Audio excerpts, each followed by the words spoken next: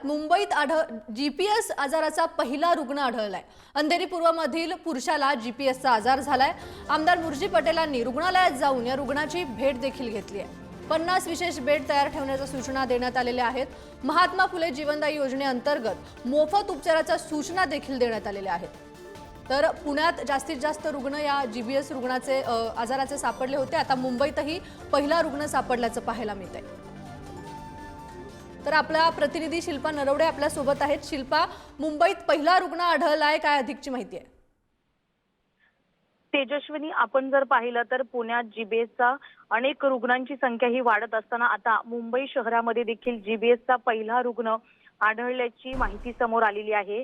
अंधेरीतील 7 hill रुग्णालयात या रुग्णाचे उपचार सुरू आहेत। विशेष म्हणजे या रुग्णासाठी विशेष वॉर्ड तयार करण्यात आलेला आहे आणि अनेक विविध डॉक्टरांच्या नजरेखाली या रुग्णाला ठेवण्यात आलेला आहे। हा रुग्ण काल रात्री आढळला असल्याचं स्थानिक आमदार मुर्जी पटेल यांनी सांगितले।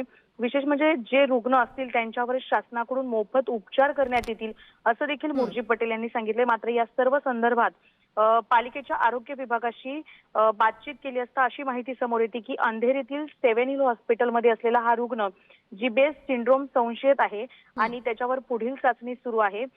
योग्य पद्धतीने काळजी घेतली जाईल। त्याला स्पेशल वॉर्डमध्ये देखील ठेवण्यात आलेला आहे। अतिदक्षता वॉर्डमध्ये ठेवण्यात आला असून वेगवेगळ्या पद्धतीचे उपचार सुरू आहेत आणि या रुग्णाला जीबीएस सिंड्रोम संशयित असल्याचं देखील पालिकेच्या आरोग्य विभागाकडून सांगण्यात आलेलं आहे।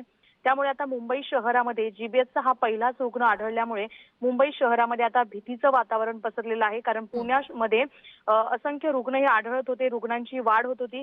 मात्र मुंबई परिसरामध्ये अद्याप तरी अशी काही माहिती समोर आलेली नव्हती। मात्र आज जी माहिती समोर आलेली आहे त्यावरून मुंबई शहरातील नागरिकांमध्ये सध्या भीतीचं वातावरण शिल्पा, या आजारासंदर्भात काळजी घेणं तेवढंच गरजेचं आहे। तुर्तास धन्यवाद तुम्ही दिलेल्या या माहितीसाठी।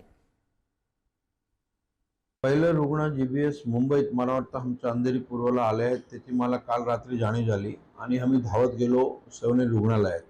डॉक्टरांशी बोललो तर पेशंट आता स्टेबल आहे आणि पेशंट आमच्या विभागातच राहणारे पेशंट आहे आणि 7 हिल हॉस्पिटलला जवळजवळ 50 बेड आयसीयूचे एक वॉर्ड जीबीएस साठी राखीव ठेवलेले आहेत आणि हा पूर्ण जीबीएसचे जेवढे पेशंट येतील ते महात्मा फुले या योजनेअंतर्गत त्याचा इलाज होईल आणि मुक्तपणे होणार आहेत।